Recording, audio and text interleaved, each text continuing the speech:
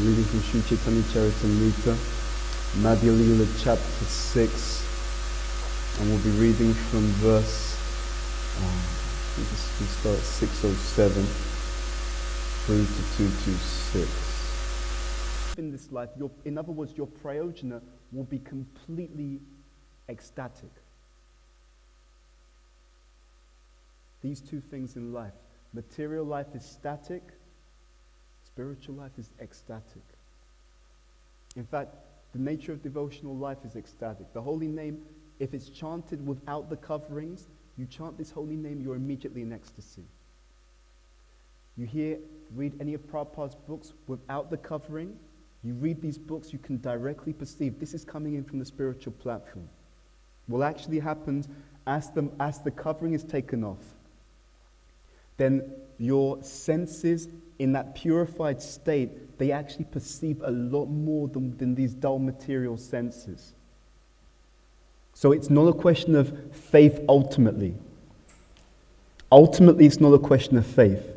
In the ultimate sense, everything that you've ever read in these books, you can directly perceive if you become pure. I repeat that. Every single thing that you've ever read in these books and the statements of Prabhupada, all those statements, if there is sufficient purity, getting rid of the covers, if the heart is sufficiently clean, every single thing that you read you can directly perceive by the grace of the same Supreme Personality of Godhead. And this is the actual understanding that's given here. This is real Sambandha Gyan. He says here, you have delivered the entire world, but it's not a very great task. That means this is a sane individual speaking. Because he sees things in their proper context. It's very easy in devotional life to think Krishna is unfair. I would ask you, how many of you have ever felt that Krishna was unfair to you, right? But we're in ISKCON, so people will pretend that, it's okay, I never thought that. I always had faith in Krishna, I always knew, right? Practically everyone thinks Krishna is unfair. Everyone, at some point in their spiritual life. Because at some point in our spiritual life, we don't get what we think we want.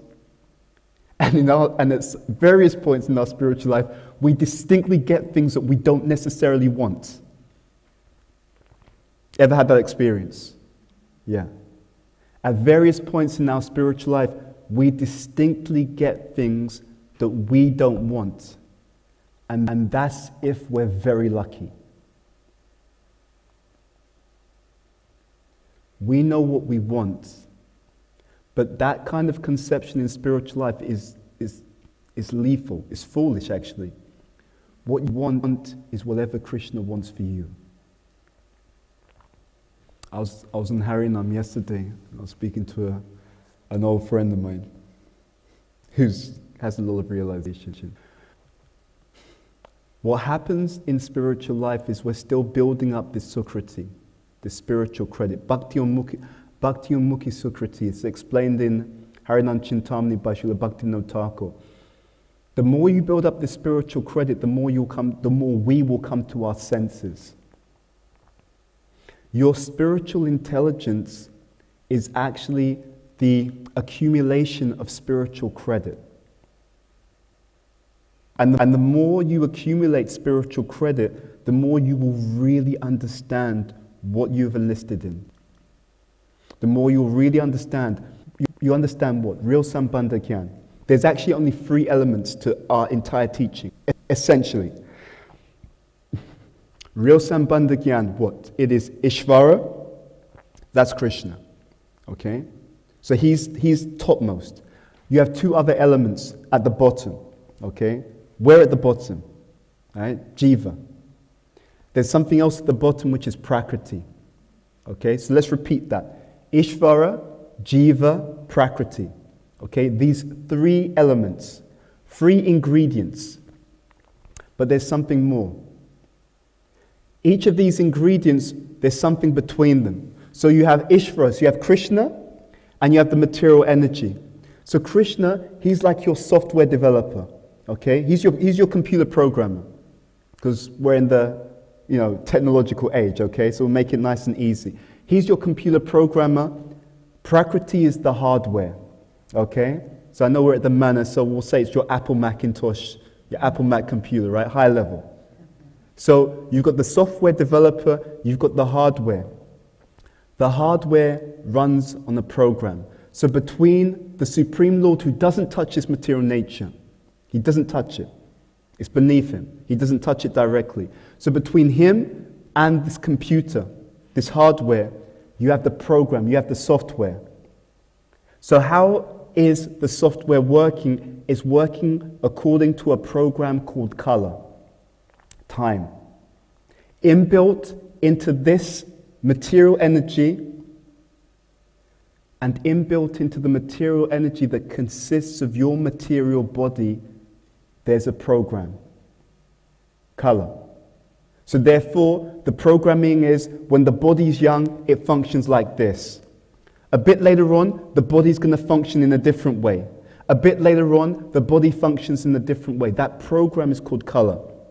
So Ishvara, between the Lord and the material energy, he programs and directs the material energy through the function of time. Okay? That's one point. Then there's us at the bottom. So the jiva between us and the material energy. We interact with the material energy. That interaction is called karma, activity. So listen carefully to this. We've touched upon 5 things. Ishvara, Kala, Prakriti, Karma, Jiva. Has anyone heard of these 5 things before? What are they? They're the 5 themes of the Bhagavad Gita. That's how these 5 themes are derived. The 5 themes, this is Sambandha Gyan. Just 3 ingredients and the interactions. Ishvara, Jiva, Prakriti, and the interrelationship between each of them. But there's more. There's an implicit 6th theme. Okay? So we've talked about the relationship between the Lord and the material energy. We've talked about the relationship between the living entity and the material energy. So what's the relationship that's left? Between the Lord and who? And us. Jiva and Ishvara. So what's our relationship with Krishna? We're his what? We're his servants. Okay? So devotional service. What kind of yoga is devotional service? It's what kind of yoga? Bhakti yoga. So the relationship between Jiva and Ishvara is called Bhakti yoga. It's the implicit 6th topic. But it's implicit because you have to interact to make it real. We bring it out by devotional service. And by devotional service, we understand this point. It's easy for Krishna to do anything. But the fact that he's been so kind enough to even consider us his servant and to engage us in his service. As Sarvabhauma Bhattacharya here, however you have also delivered me, and that is certainly the work of very wonderful powers. And we should understand that. Any contact you've had with Krishna consciousness means that you are, to say extremely fortunate is an understatement. This, what we come to and hear about from day one, is like the open secret, and at the same time it's the most confidential secret. So if you want to know if someone's really fortunate, just look around you. Whenever you see people wearing this tilak, you should know this person is extremely rare, unique, special, fortunate. Even the devotees that you don't like. Even the ones who annoy us, they're extremely special. That's a confirmation, by the way. Okay. Even the devotees who don't like us and we don't get along with, they're extremely special. But Sarvabhauma Bhattacharya says more, I had become dull-headed due to reading too many books on logic. Consequently, I had become like an iron bar. Nonetheless, you have melted me, and therefore your influence is very great. He's considering himself so ridiculous and fallen and lacking in knowledge that the fact that he's able to understand anything is thinking, Krishna, you're very kind that I can understand this. We sometimes have this misconception. I've seen devotees who think that, I'm not into Gyan Prabhu. I like to chant Hare Krishna. These books, Chaitanya Charitamrita, Srimad Bhagavatam, they're not considered Gyan. in that sense. There's a translation that Prabhupada gives of the Anyabilasata Shunyam verse, okay, which is from Rupa Goswami's Bhakti Rasamrita Sindhu. And when Prabhupada translates the word for word, he says, because of this verse, Anyabilasata Shunyam, Gyanakar Madanavritam Anukulyena Krishna Nushilanam Bhakti Uttama. So he said that one has to engage in this devotional service for the pleasure of the Lord, free of the desire for karma and gyan. Now, that word gyan, when Prabhupada translates it, he indicates that it refers to impersonalist and voidist philosophy. It doesn't relate to Prabhupada's books. It doesn't relate to Bhakti Shastras, not at all. This knowledge, properly conceived and properly held within the heart, this will change the individual. Because we're like the iron bar. We're all like the iron bar. Unfortunately, due to being hard-hearted, we can't, not only can we not taste anything, we can't perceive reality. Because the funny thing is actually, the reality is ecstatic. Who you are as a soul is ecstatic. Sat, Chit, Ananda. And the difficulty is, as long as we don't have any spiritual taste, we'll just keep trying to engage or squeeze some taste out of the material energy. And you can die. You can go through your whole life and literally die just trying to squeeze something out of the material energy. There's a way to really taste Krishna consciousness. Okay? There's a way to really experience, wow, this is so blissful. But it requires many different elements, but one of the most important is the correct attitude. You can't be proud in Krishna consciousness. In fact, to be honest, I believe it's Jiva Goswami says, if a devotee is proud, Krishna will allow him to be humiliated. You think I'm joking? I'm deadly serious. He'll find some way, look, we need to get rid of your false ego. You're very proud. One manifestation of pride is you think it's you. So Krishna will allow you to think it's you. He will allow it to some extent.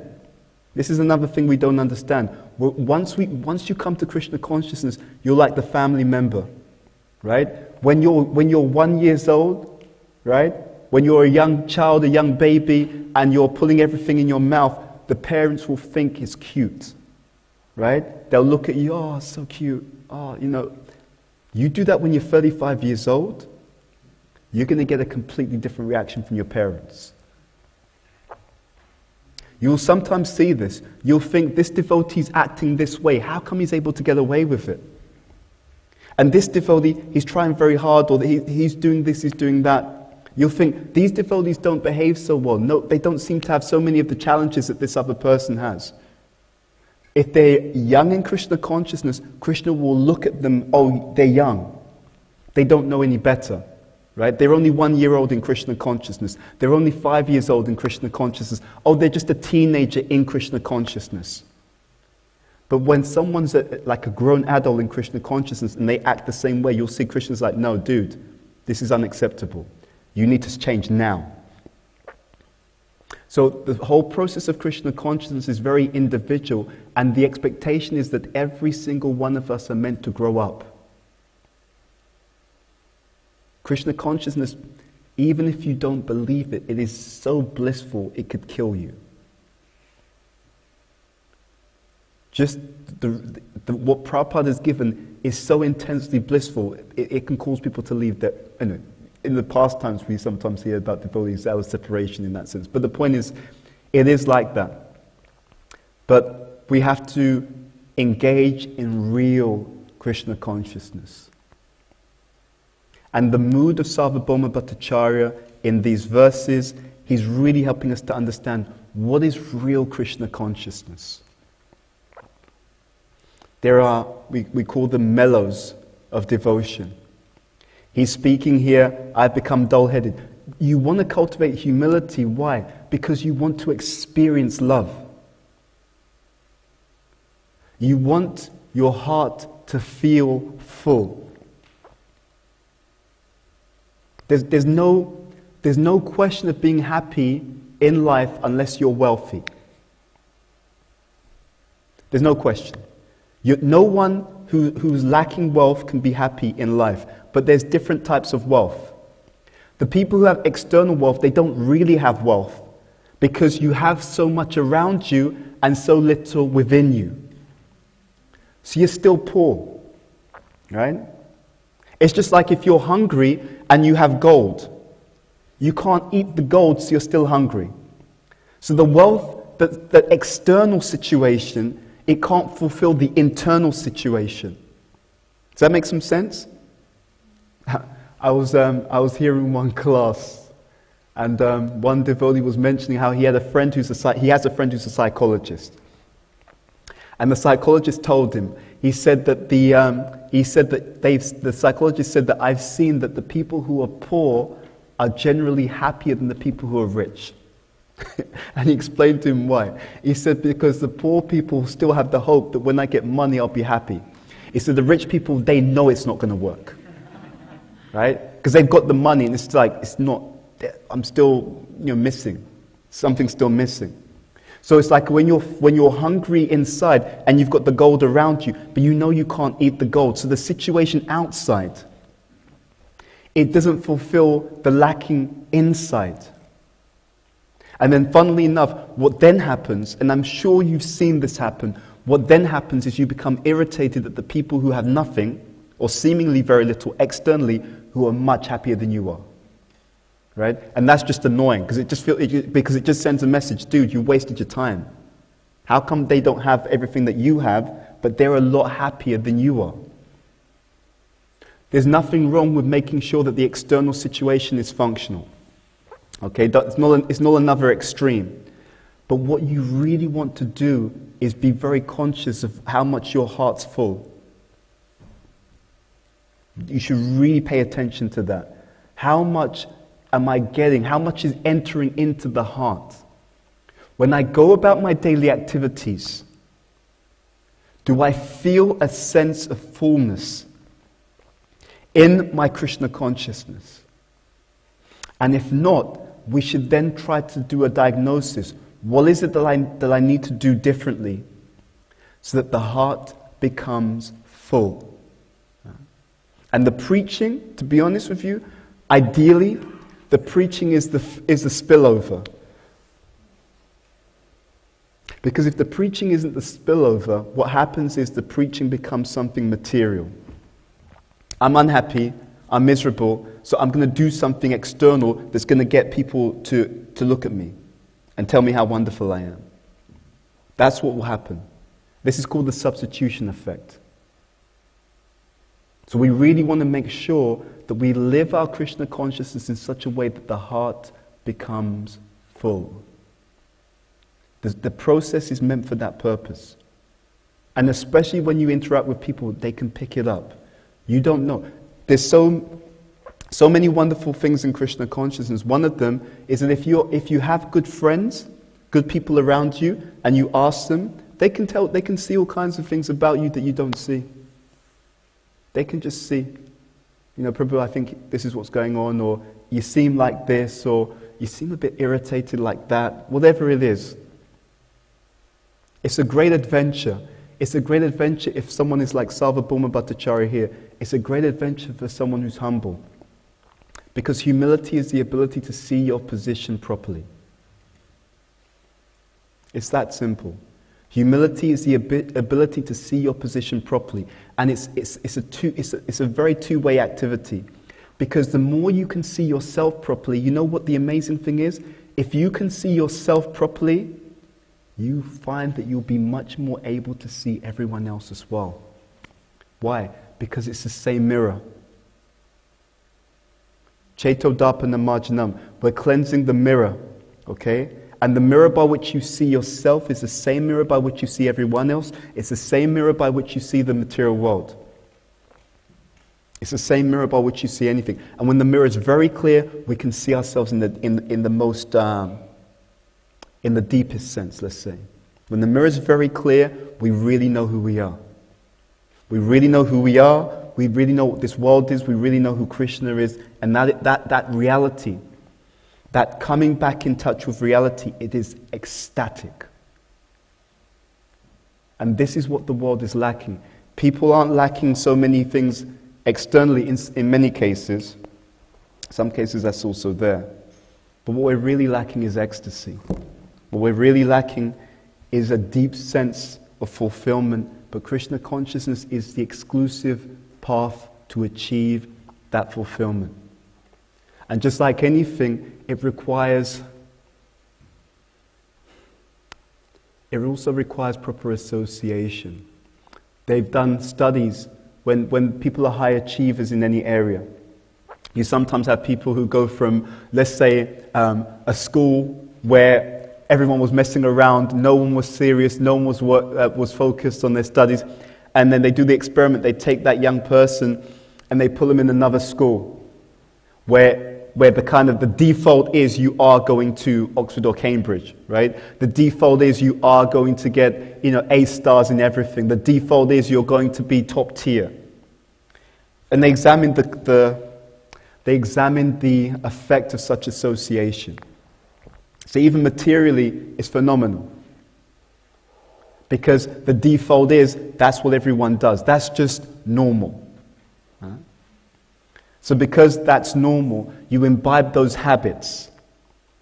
You imbibe a certain mentality. Same thing with Olympics. They found that people, when a particular country, when they tend to be the gold medalists, because of the status of their practice, their discipline, that whole vibe, that whole can-do attitude, we can do this. Right? We have the gold medalists on our team. That attitude raises the bar for everyone else on the same team. So in the same way, the association we keep raises the bar. And we shouldn't think it's just about getting that association. We should think that I should become that association. As we engage in Krishna consciousness as sincerely as possible, what actually will happen is as the consciousness becomes clear, to be honest, your perception of the world changes. And what's really incredible is even your perception of the scripture changes. What you read before, you will read these same literatures again. And something different will appear to you on the same pages. I'm going to use a mundane analogy. Before I became a devotee, I think it was before I became a devotee, I watched this movie. And it was The Usual Suspects. And you had these different characters, they're all kind of criminals, and you can't figure out who did it. And at the end, towards the end of the movie, you find out that the person who you thought was just some kind of, spaced out individual who doesn't really know what's going on, you find out that he's a criminal mastermind. Right at the end. And then you look back at the whole thing and you think, yeah, when he did that was what he was doing this. When he said this is what was going on. When he did that, this was what was going on. And you have this kind of experience. And as we go through spiritual life, you go back to the scripture and think, my God, how come I didn't see this before? I read this, but hold on, Prabhupada's actually saying this. Or before I thought this, and I look at the same verse again. No, hold on. He's directly stating this. Now what's interesting is the literature hasn't changed. So what's changed? You've changed. Specifically, your consciousness has changed. And this is really amazing. This is why you know it's a living process. Because you see, actually, you're a different person. It's hard to see the truth if I'm tied down. And tied down by what? It's hard to see the truth if I'm tied by my attachments. As long as there are attachments there, certain things in the scripture, my mind will dial them down. Not so important. They're important. But to me, they're not so important because I'm not quite ready to hear that right now. And the other bits that I like here, right? Here it's talking about taking prasadam, right? Everyone likes this bit, right? You see here, the prasadam of Lord Krishna is to be eaten by gentlemen as soon as it is received. Full marks, right? You get my vote, right? There should be no hesitation. There are no regulative principles concerning time and place. This is the order of the Supreme Personality of Godhead. An aside here. There are no regulative principles. Have we heard that before? That there's something that you can do and that there are no hard and fast rules to doing it? Ever heard that line before? Yeah? You heard that line before? About what? About the chanting. And then when you came to Krishna consciousness, did you ever find that there's suddenly all these classes about how you should chant? Has anyone ever came across that? Yeah. Yeah, that happens a lot. Yeah, there's no hard and fast. Just help yourself. No hard and fast rules. And then later on, Prabhu or Mataji, you know the way that you chant? You're not chanting properly. You need to chant like this. You need to chant like that. In fact, there are prayers, and ideally you should chant at this time, not this time. Right? So it's like that. We call this a small print. You're going to find this over years. There's a lot of the small print in here. There's a contract, and there's also the fine print. Just so you know. But here we're emphasizing the fact that there's no hard and fast rules, right? So it's a good day. So here we're emphasizing this particular point. So Bhattacharya says, one should eat the Mahaprasadam of the Lord immediately upon receiving it. Now it's interesting here. Let's see at this line. Let's see if we can find this verse. You see, this is interesting. Verse number 224, by the mercy of Sri Chaitanya Mahaprabhu, all the dullness in the mind of Sarvabhauma Bhattacharya was eradicated. By the mercy of the Lord, the cleansing process takes place, and because the consciousness is cleared, that's how we're able to see reality. So someone like Srila Prabhupada, when we talk about seeing reality, he can see Krishna, he can see the pastimes. The pastimes are always being enacted within the heart. He knows what's going on, Krishna's Leela, what happens in the morning, what happens later on in the day, throughout the particular day. Oh, Krishna's doing this now. And that awareness, that connection is ecstatic. A devotee who's properly connected, they feel Krishna's presence. So when we're connected, we can feel that connection. You know that you're connected to Krishna. You actually feel this sense of the fullness in the heart. You feel that mercy is accumulating in the heart. And it's actually, this is another thing to really understand. It is by the mercy of sadhus that we have the fuel for our spiritual life. It's not because I'm a great devotee and I work very hard. It's not like that. Although we must work very hard. We must work very hard. But you should understand that Krishna consciousness is a gift that's given by those who have Krishna. Yeah? It's it seems like a simple statement, but as we progress in spiritual life, you'll understand just how profoundly true that statement is.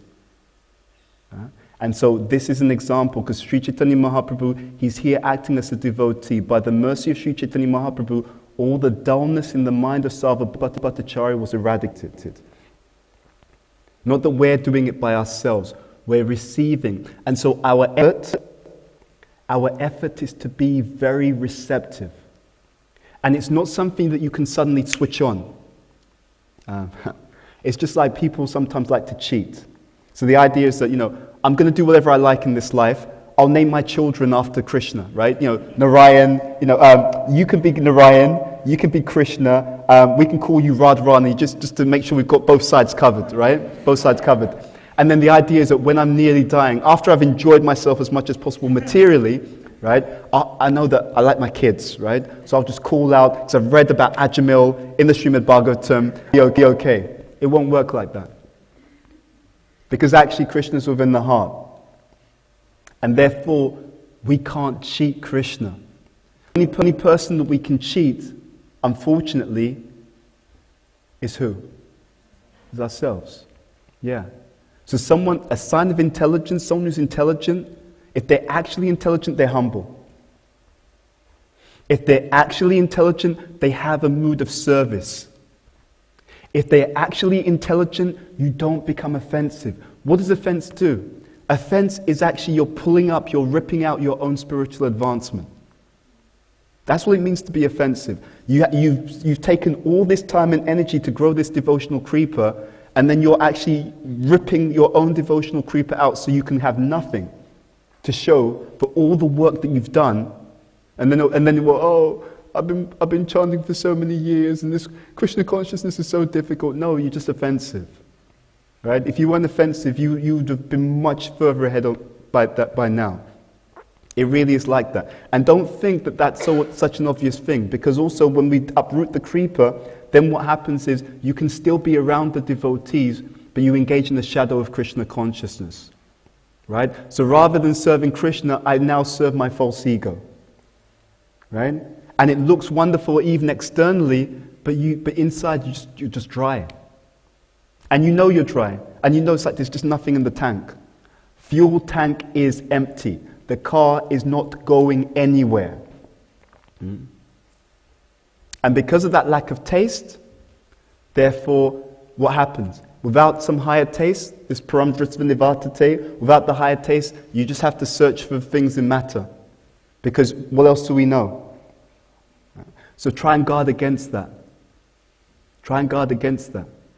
Again, you'll find the more you engage in Krishna consciousness sincerely, actually the more intelligent you become. There's two types of intelligence. There's a karmic intelligence which relates to the body, material. But there's a spiritual intelligence which relates to Krishna. When Krishna says, Tesham satata yuktanam bhajatam pritipurvakam dadami bhuti yogam tam yena mamupiyanti te, those who serve me with devotion, I give them the knowledge by which, or the intelligence by which they can come to me. That intelligence is unlimited. And it is in unlimited supply, and Krishna is willing to give that to each and every single one of us, if there is a sincere desire to know and serve. It is very interesting. The words that are used, Siddhanta. Siddhanta actually means the conclusions of the Shastra. You understand? It's the conclusions. So it's like this. You have an equation. What Krishna says, don't worry about the equation. I'm just going to give you the answer. Right? For example, this chanting of the Hare Krishna, if you said, you know what, I'm gonna just read all the Vedic literatures and study all of them in depth, and you were to do it sincerely, the conclusion that you would reach is if there's any sadhana, because there's many sadhanas mentioned. If you were to read all the Vedas and study them extensively and honestly, the conclusion that you would reach is, you know what, I've studied all of them, the proper conclusion is I should chant Hare Krishna. Right? If you were to study all the literatures extensively, the conclusion you would reach is I have to serve those people who are dear to Krishna. Those people who have Krishna. Those unalloyed devotees of the Lord. I should serve those people. I should associate with and serve those devotees. If you were to read all of it perfectly without bias, right? Without the kind of like, well, but I want to do this, so I'm going to ignore that bit and just focus on this. If you did it without bias, these conclusions, and who's giving you all these conclusions? Srila Prabhupada gave it to you from day one. You come into ISKCON, He's given everything that you need to be in ecstasy for the rest of this existence and to go back to Godhead and to continue in that ecstatic relationship. The process is so, it's literally more ecstasy than you can handle.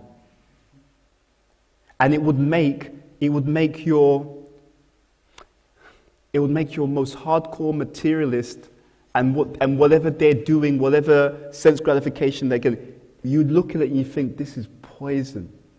You would not, you'd feel that I'd have to lose my sanity to change my position, to even think about what they're doing. Because again, that spillover, because you can actually feel, whoa, I can feel that my heart's got something now. The tank is full. You can feel it. So this is how we're going to move forward. Because your tank is full, when you speak to other people, they can feel it because they know. They can pick it up subtly. What this person is speaking about is not theoretical.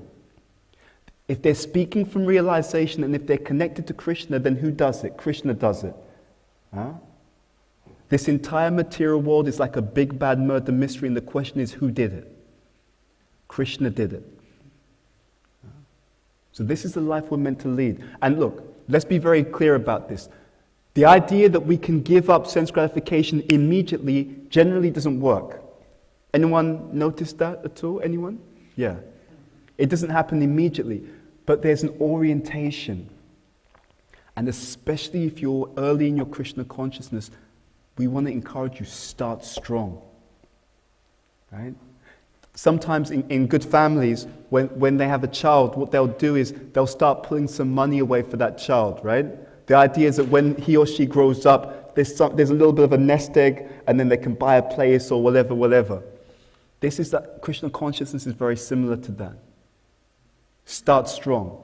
Because as life goes on, you have other responsibilities which require your time and energy. We do say, Prabhupada said, just add Krishna. But if you add Krishna properly, then you'll be adding more and more and more Krishna. This is how it works. So what Prabhupada sometimes does is he gives you the seed. And he knows this seed, if they water the seed properly, the seed will become a tree. So if someone takes a seed and 10 years down the line it's still a seed, what does that tell you? They're doing something wrong. So if you're still adding Krishna after 50 years, something's gone seriously wrong here. Just like in the same way, if the seed is there and it's still a seed 10 years later on, there's something wrong.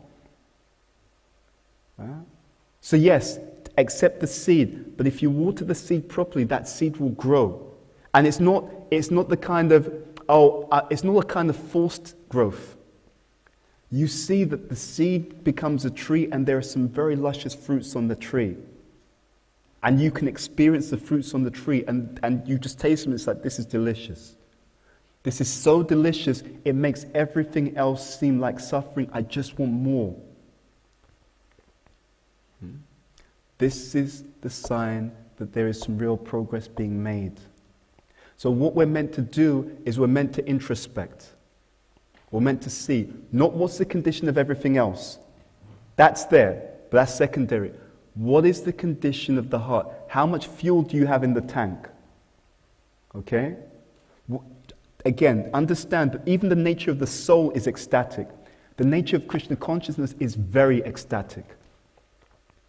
And because we're pleasure-seeking by nature, we need to look to see, how can I realize the ecstasy, the fullness of Krishna consciousness? And that has a lot to do with the sincerity with which we serve.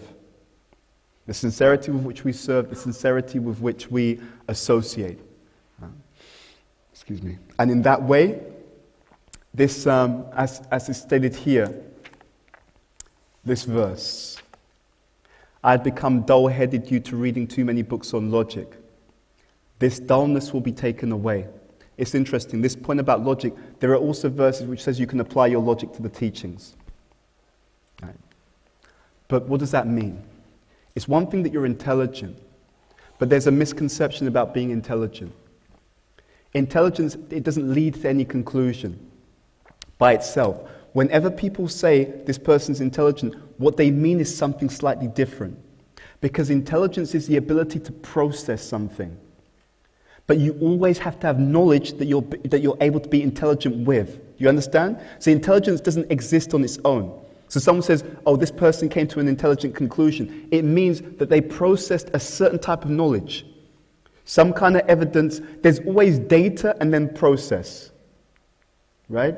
So what they do sometimes in espionage circles, and this is like Maya's trick, they look for people who are very intelligent. Because the danger with being very intelligent is that you can be so intelligent that you're stupid. You can be so intelligent that you're a fool. You can be so intelligent that you're ignorant. The process is very great. So what they do in espionage circles is you look for people like that. You look for people who's got a very strong intelligence. And then you just feed them misinformation. Right? Have you ever seen that? Sometimes in people's association, you have someone who's just a bit crafty. So what they do is they go and tell people something about you. Okay? But they don't tell them the whole story. You know? They just give them one or two things, because they just give them the things like, she did this and she said that to this person. They don't give people the full story. So when you don't give them the full story, you lead that person to have a negative view of the other individual, isn't it? And then they dislike the other individual, and then, I heard that you did this, and say, okay, I know what you heard, but did they tell you that the context was this, and this was going on, and that's why I said this to this person, and actually, I didn't say this independently, I actually repeated what this other person, I didn't know that. So what you have is the intelligence, and then what they call it cherry picking. You just feed certain types of information, and then that so-called very intelligent person who's been misinformed, or even just given things which are true but not the whole story. Without the whole story, it can still be a lie. They reached the complete wrong conclusion. Everything that they were told was true, but the other important facts were missed out, which led them to the wrong conclusion. Maya does that every day. Right? Just give little bits of information, don't give the whole story, let people come to the wrong conclusion. So this I'm proud, I'm very intelligent. If you're very intelligent, you actually feel yourself to be a fool. You actually feel that. This is a paradox. That's the sign that the person's intelligent, is that he's humble or she's humble. And the moment you see someone who's proud, you can understand they actually lack intelligence. Huh? And when we're humble, what does Krishna do? He just gives you the conclusion. You have the maths exam, don't worry, I'll just give you the answers. Question number 1, the answer is this. That's what Siddhanta means. It's the conclusion of all the knowledge. You come into ISKCON, day 1, you're given the conclusion of all the Vedas. The actual conclusion of all the Vedas, the actual conclusion of all the sadhanas mentioned in the Vedas, how to enact them, the conclusion of what the mood should be, the conclusion of all the Vedas, everything that's ever been written, Vedic knowledge, Prabhupada has given it down. Okay, if you read all these literatures, just do A, B, and C, you'll go back home, back to Godhead. Absolutely incredible. So we have to take advantage of it. You should reclaim your ecstasy. Don't think Krishna consciousness is just some kind of painful process where everything is difficult and, it's so hard. It's not actually like that. If you're humble and sincere and follow properly. It becomes hard if you don't follow properly. It becomes hard if you make offenses. You destroy your own credit. Right? You sometimes have this vision of like the millionaire just like throwing fire into the fireplace. Throwing money into the fireplace. Don't become that devotee. Right? We're very, very fortunate, but we have to reclaim.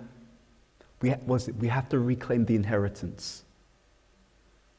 Yeah, this is the point. So what we can do practically, we can on our day-to-day basis just be honest. How's the tank? How is the fuel tank?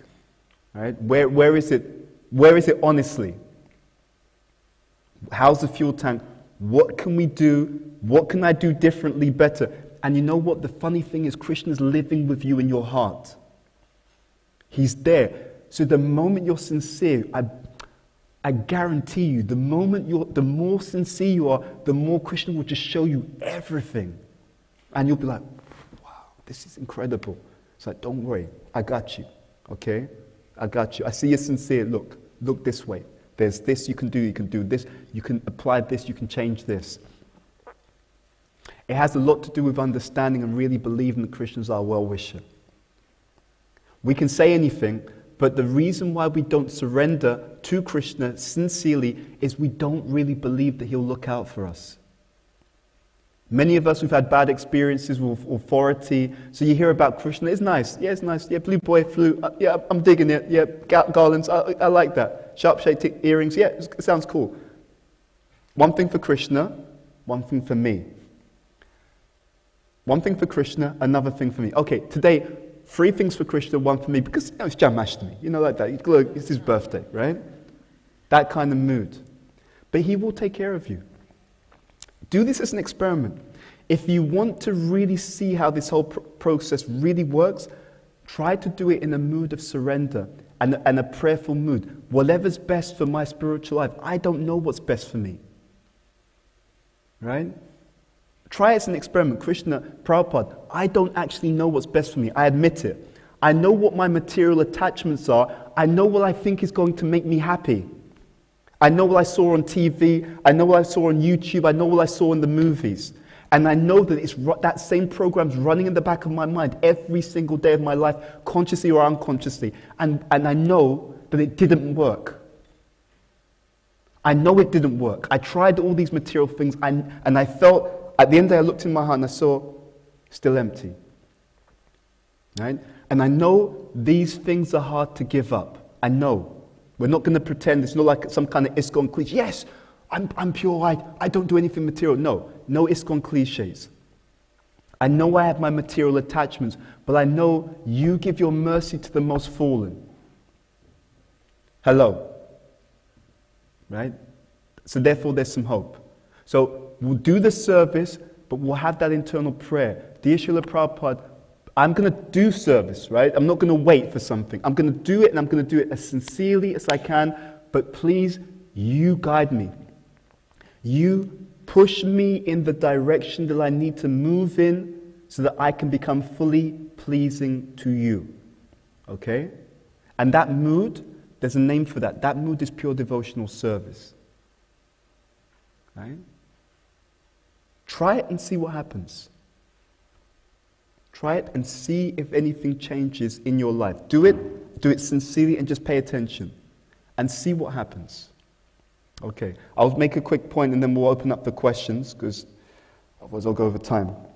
So we also want to recognize that today is the disappearance day of Swarup Damodar Goswami. Swarup Damodar Goswami, is just so beautiful how these pastimes unfold. So, Sri Krishna Chaitanya Radha Krishna Nahi Anya. Lord Chaitanya Mahaprabhu, this golden avatar, he's the combined form of Radha and Krishna. When Radharani, when the Lord and his associates descend, it's literally a group activity. It's a group affair. So Swarup Damodar Goswami is the incarnation of Vishakha Devi. The Chaitanya Charitamrita, created by Krishnadas Kaviraj Goswami, it is also based upon those recordings of the Lord's pastimes by such personalities as Swarup Damodar Goswami. So he's one of the Lord's most confidential associates.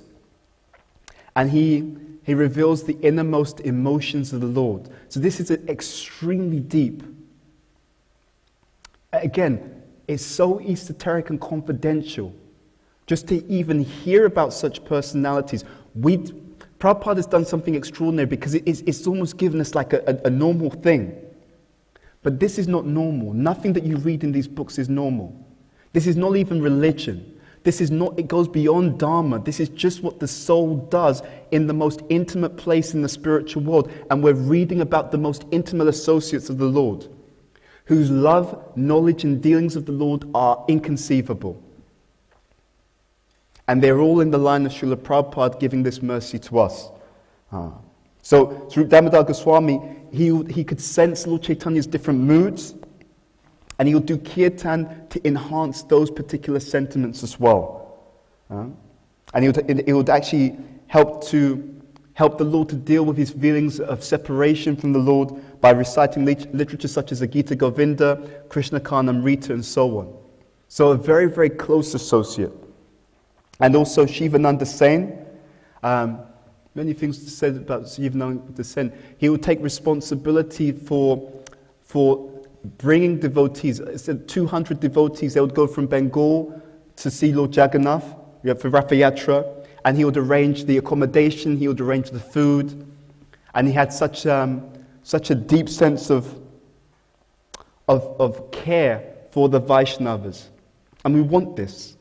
We want this mood of loving exchanges, loving dealings, because it's also fuel for the soul. And Shivananda Sen in Krishna Leela, Gaura Ganadesh Dipika says that he is Vira Gopi. Vira Gopi is one of Srimati Radharani's messengers. So as the Lord comes, his associates also come with him. So on days like this, we can pray to such personalities, please. Again, mood of humility, which is intelligence. I don't know what I'm doing. Right? You please move my life in the way that I can actually realize Krishna. Realize my own true interest and realize the joy, the everything that Prabhupada wants to give us in this Krishna consciousness practice, lifestyle, mission, however you want to perceive it. Okay, so we'll stop there. Sri Chaitanya Charitamrita ki jai, Srila Prabhupada ki jai, Jai Nitai Gaur Premanandi, Hari Hari Bol. Okay, so do we have any questions? We may have time for one question. I know we should finish just before. I saw Mataji with her hand up at the back. I mean, are they bringing microphones, or how are they going to do this?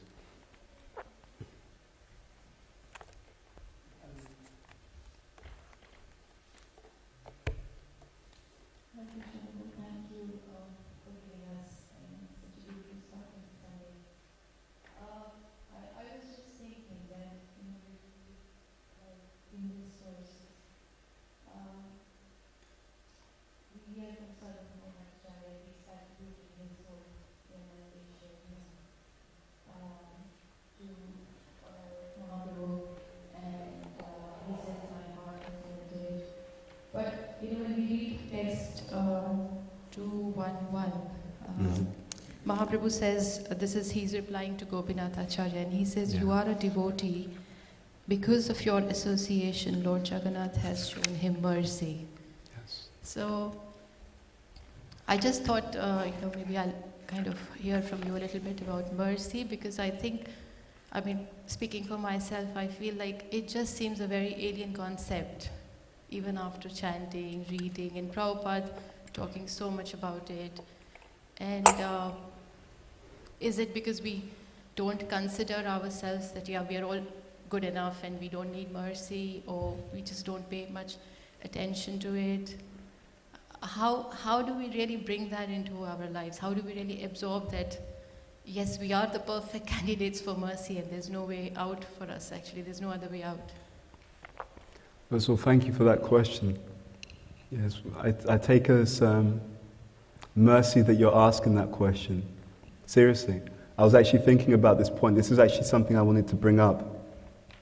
So what happens is that by the mercy of those devotees who are very deeply connected to Krishna, very elevated Vaishnavas, because they desire for the elevation of others. Like, we talk about this in the Bhagavatam. By rendering service to great devotees of the Lord, and by continuous hearing of the Bhagavatam, everything that is troublesome to the heart is destroyed almost to nil. Nityam Bhagavata Sevaya. This is actually what goes on. So when they are pleased by our service, so we say Guru, great devotees, when they're pleased by our service, what happens is them being pleased causes Krishna to reciprocate with our sincerity. Right? That's actually what happens.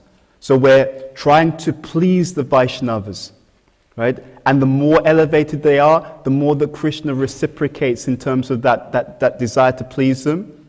And by them being pleased, their pleasure, Krishna's like, okay, you've pleased my devotees. Therefore, I will give you mercy. So this is how the heart becomes full. And that is why Lord Chaitanya is making that point. So it's a very, very good point you're making. Let's see. I'll read it again, actually.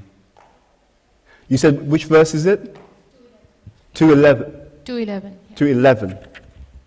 Yeah, this is such an important point that's made here. Sri Chaitanya Mahaprabhu replied, you are a devotee because of your association, Lord Jagannath has shown him mercy. It's exactly what's said here. When Prabhupada created this ISKCON movement, the idea was that the devotees they would make people fortunate. The more mercy you receive, the more mercy you're also able to distribute to other people. You see? This is explained. Vishwanath Chakravarti Thakur, Madhya Kadambini. He makes that particular point. The preachers, or let's say those who are giving Krishna to others, they are distributing that mercy. What they have received, they're giving it to other people, and that's actually what makes people fortunate. That ability to give people Krishna consciousness is an intervention in their own life. It's an intervention in their karma. Krishna consciousness is not something that you get from some karma that you've built up. It's not karmic. It's outside of karma. So we need to receive that mercy by serving properly, sincerely, right? Associating properly. To receive it, we should understand we are mercy cases. We should understand that very, very factually. It's not like I did it by my own strength. No, you do nothing by your own strength. If you're advancing, it's not because of us. If we're advancing, it's because we are pleasing the Vaishnavas and getting their blessings, getting their mercy, and therefore Krishna is reciprocating on that basis. This is our process. This is actually our process. Okay. So I think we'll have to stop there. Shri Chaitanya Charitamrita ki jai, Srila Prabhupada ki jai, Jani Tagore Premanandi, Hari Hari Bol.